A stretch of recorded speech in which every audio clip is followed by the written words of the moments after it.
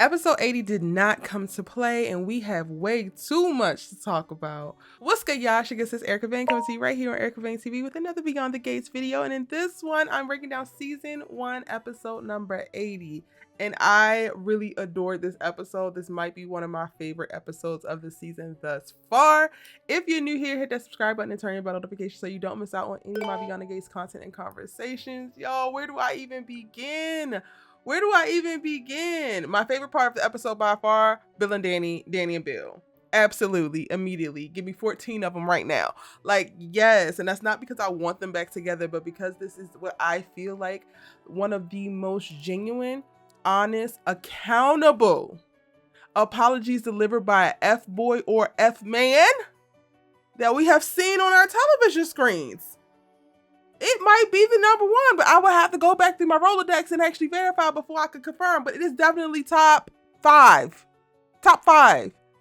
The way that Bill came to Dani as a man and talked about how he wronged her, how he gaslit her, how he convinced himself, or at least tried to convince himself, that it was her, and that all of the dramatics and all of this and all of that was all things that validated his betrayal, validated him violating her trust, validated him leaving her in the way in which that he did. And I love Dani having moments where she doesn't speak a ton, but she gets to say, like, damn, you couldn't even have warned me, which speaks to, yes, I love you, but I love you so much I could probably let you go.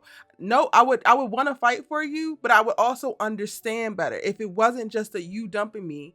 If it wasn't just a you acting like I wasn't good enough and now you moved on to somebody that was good enough or is good enough in your eyes, then I could take it better because I know I did everything right by you. I know that I was in tune. I know that I held up my end of the bargain when we got married, and when we said that we wanted to craft this particular life and you wanted X, Y, and Z out of a wife, I gave you that and then some.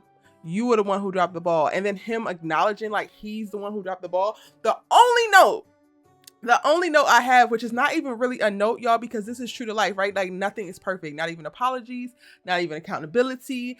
I struggle with, like, okay, Bill, you are apologizing and you said that you were checking out and that you felt stuck, but he didn't go into depth about that. So we don't actually know what was the thing that was making him so happy at that particular point in his life. And if you are saying that it's not Dani, then what the hell is it? You saying it's not Dani. She gave you your beautiful children, which are your reasons for living. So what is it in that moment? Is it true? Was it truly a midlife crisis? And then what of the midlife crisis is the exasperating force that made you want to skydive out of the life that you had built with this beautiful woman into something completely new?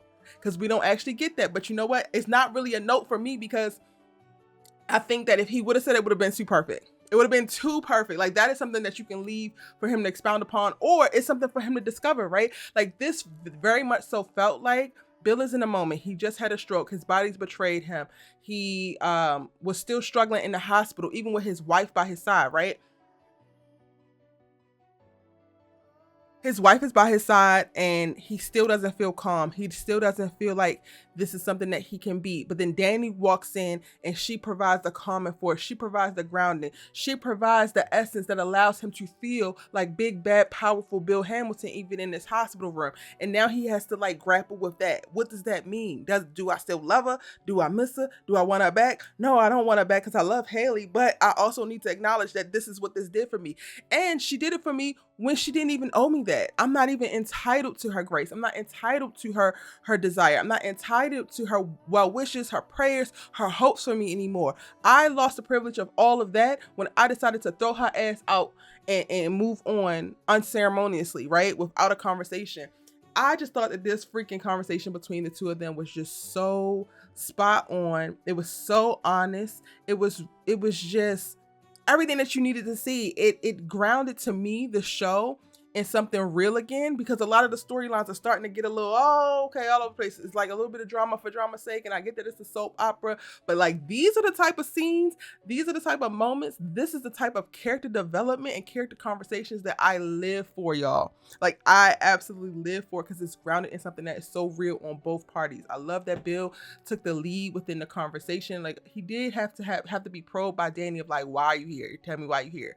and then he took the lead, but then she was also able to add in her points. And I love that when he said, like, can we keep this going? And it's almost like, can we be friends? And she's like, I can't promise you that, but I appreciate everything that you said. You know what? Let's respect it. I do think that this is a moment where we get to start to turn the corner with Bill and Dani. And honestly, I think that it really sets the stage for when Dani does start to move on and Bill sees that, what does his feelings look like then? Because there's a lot of things arising for him now, with the stroke, with the shift in business, with Vernon pulling him back in, and them having to handle whatever this whole Martin thing is. So I do think that he is going to be thrown into closer proximity, not only to Dani, but it's with the Duprees, and with Dani being the grounding force on his medical crisis, and like them finally getting to this good place and like having this heart to heart, that could set it up for him to lean a little bit more into feelings of jealousy, lean into more of like confusion around the love that he actually still holds for her, which is going to make it a little bit tricky for Haley. Now,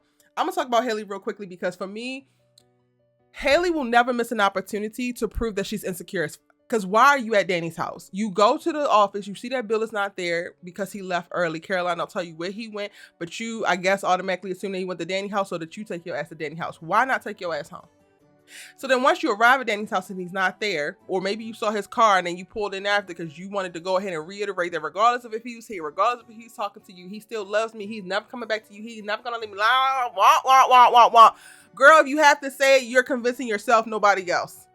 Girl, if you have to profess it in this way, you might want to go to Jesus with some prayer about it too. Because you seem so damn desperate for Dani to know that she's below you or beneath you or never going to be what she was to Bill. Meanwhile, Bill has already affirmed that even in that hospital bed where he was thinking about never walking again, never being able to practice law again, Dani is the common force. Dani is the grounding thing. Dani is the thing that made him feel the most like himself. Not your little cute ass. And damn sure not your box. But here you are trying to berate Dani in her own house. And at some point, like, yes, you're gonna have to get over Haley. She gonna be here. She not going anywhere. But I don't have to get over that in my own home. You can take your ass outside, and I can respect you at the country club. I can be cordial to you at the country club. But in my house, when you saturate your ass in my house, it's all gloves are off, no holds barred. I'm gonna call you 62 bitches because you shouldn't even be here to begin with. Let alone here with this big ass ponytail on top of your damn head, wagging your finger, looking at me crazy, and having the nerve to fake a goddamn miscarriage. I don't know if she faking or not, y'all, but it felt too damn familiar. It felt too damn coincidental. Dani's like, did I hurt the fictional fetus's feelings? I said, Dani, yes. One thing Dani gonna do is say what needs to be said and speak the damn truth, and I absolutely love her for that. Haley girl, your time is finna be up. You cute and all, but your time is finna be up, because I can't. Even when you go back to the conversation with Dani and Bill, there is substance in the air between them. Like, yes, there's a little bit of animosity and resentment because he is a downright dirty dog. Cool. But there was genuine love there. There is genuine respect there. There is something way more weighty in the energy and the aura that surrounds them two than when we see Bill and Haley together. And that's just being real. That's not even just me being biased because I'm a Dani fan. Y'all can let me know your thoughts on it in the comment section down below. But you know, I'm going to tell you how I see it, and that's how I see it. Now, aside from that, Bill winds up making it back to his office so that he can go ahead and meet with not only Vernon, the police chief, Elon, Marcel, and Joey. Do y'all want a Rico? Cause like, what? In what criminal mind do all of y'all take y'all happy asses to one location where you're not supposed to be together? The biggest crime boss in the city and the goddamn police chief are never supposed to be bumping up against one another. First of all, y'all was down there playing goofy ass poker at his goofy ass casino. Now you're at Bill's office together. Okay, cool. Now you're gonna throw a crooked cop into it. Okay, now we're gonna just start adding on charges because now I'm trying to get the racketeering. Okay, cool. Bill's ass is slimy, and you know that he done so many backdoor deals. So you add in a slimy ass attorney that's done some things that's going to get his license in question. Okay, cool. Let's add the politics into it. The retired ass senator. Let's make sure that he can pull some strings and use his powerful privilege and do some criminal too. Y'all are like literally just racking up the charges with more bodies entering this room, and I could not understand it for the life of me. None of this could have been a text, a Zoom. Y'all could not throw up some carrier pigeons and figure it out. Y'all ain't got no Morris code. Y'all ain't got no pig Latin. Y'all are literally just conspiring in public. And then Martin's goofy ass, he decides to run out on Smitty after he has a moment trying to check Smitty about following up on this whole Marcel thing. Martin, you are not slick. You think that you're slick, but you're not slick. Your husband is very smart, so skilled in pattern recognition, brilliant journalist, and you keep throwing little tizzy fits and little tantrums. All is given pattern recognition, as we could see, only for you to run out and run your ass down to Bill's office and then run into something that you was never supposed to see. Yes, this is a bigger conspiracy, and now your ass is roped into it. So not only do we got a past politician, but we got a current politician. We literally got the whole gambit right here. This is a prosecutor's goddamn dream right here in this office. I don't even give a damn what y'all did, but I know y'all did something sinister, and you're plotting to do something else sinister. Lord forbid his damn office is bugged at any point. Lord forbid, Ted, you walked your plastic surgeon ass in here. Why? I gotta protect my son. You can't even protect yourself from your goofy ass daughter because Eva, I am back on your ass. The way that you have all this energy for Cat, when Cat is damn right for the energy that she had for you, she found the damn helmet and the gloves under your bed in the hotel room, which means that whether you took it from your mama to hide because you knew that she was going to get searched, or she put it there, you knew it was there. Did you tell Ted? No. Did you tell the police? No. And then you got all of this energy. I'm going to be better than Cat at the office. I'm going to do this and da-da-da. Like, she has so much animosity and it's unwarranted. So I am struggling to believe any of Eva's apologies, including to Nicole and to Ted, because you still got this funky ass energy for Cat when Cat was the one who knew that your ass was not right from the very beginning. If you really was sorry, if you really wanted to be a family, if you really wanted to integrate into this whole lifestyle and actually be a productive member of this family, then you would move with more truth and more honesty and more humility, specifically when it comes to Cat, who saw through your ass from the beginning. You can bat your little dough ass eyes around your new damn father, and you can go to Nicole so meek and humble and crying and whatnot and win them over. But Cat has saw through you from the beginning, so she's the one that you need to win over every goddamn body. And I wish that Cat would have let the juice loose, but I'm so glad that she didn't in front of her. I think that she needs to do it to Ted specifically, because Ted needs to wake the hell up. It's one thing to be able to get back into the good graces of your new daughter and to make up for lost time and all that, but your new daughter is still covering for your current menace. She is still covering for the terrorists to your marriage and to your whole damn life. And she needs to be held accountable for that. I'm done with the whole flowery ass word. She's so great. She's so perfect. This is her first day. You telling Kat that she was amazing and everybody loved her when she ran out on the first damn day because she knew she's underqualified and ill prepared. And then still kicking stupid ass energy to Kat. You can go to Laura and say, you know what, I'll help you any kind of way, but you can't go to Kat humbly. You know what, Kat, I actually need your help. Kat, what do you need from me? Not with entitlement, not with expectation. Because you do owe Kat plenty of apologies the same way you owe them plenty of apologies. Kat has caught you in numerous lies, like you have literally bent over backwards to cover for your damn mama, and she's seeing the pattern continue, and she's not wrong for pointing it out, whether she's a spoiled rich girl or not. And then on top of that, Eva, you know that she was having a solo little special moment with Tomas. They are having a great night. Cool. You literally get your ass up to come and introduce yourself because of what? You made your presence known because you want to antagonize Kat. And now I cannot respect you for that because it's stupid. It's literally stupid. You're not moving any kind of feet, mouth, or nothing to hold your mother really accountable. You just want to hold her at bay and try to control her. And then you got nothing but antagonistic ass energy, and you literally you wish you were Kat. Who's going to respect you for that? Because not me. Damn sure not me. Now, I love Amber as the actress who's playing Eva. Love her down. She's doing a beautiful job. But Eva as a character, girl, it's me and you. I'm done with the sympathy. I don't give a damn. I don't give a damn what you're talking about, Miss Girl. You are owed every bit of heartbreak that's coming your way because you're moving shadily. You're moving shystily. You need to be stopped. Tomas, if you take this cookie from Kat, it's over for you. If you take this cookie from Kat, it's over for you, because the way this man not only has convinced our girl into making him the prize that she now has to chase, she moving mountains, getting shit flown in from Spain and recreating meals and all this other kind of goofy stuff. But the moment that Kat has a real visceral reaction to Eva, who is an active antagonist in her life, he has nothing but criticism and judgment for Kat. He has nothing but gaslighting for Kat. What kind of boyfriend is that? Damn sure not a good one talking about something you want to hear about how you're such a great boyfriend. Sir, you're trash. You think that you look pretty and you got a law degree, so you think that that makes you special, and it don't.